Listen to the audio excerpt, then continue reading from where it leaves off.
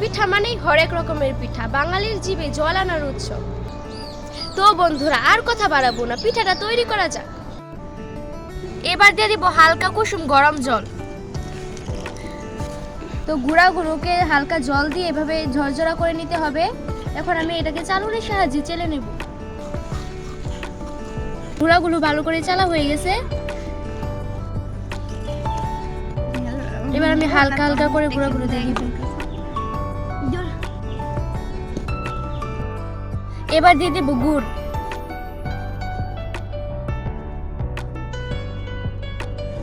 এবার দিয়ে দেব নারকেল।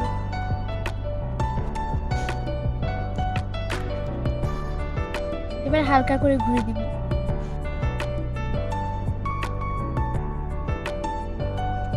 এবার পিঠাটাকে আমি ঘুরবো, আর ঘোরার জন্য হালকা জালি এবং জর্জেট কাপড় দিলেই হয়ে যাবে।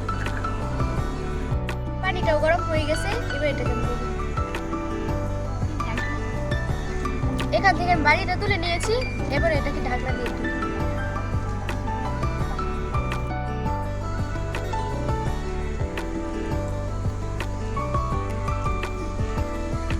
তুলে নিয়েছি।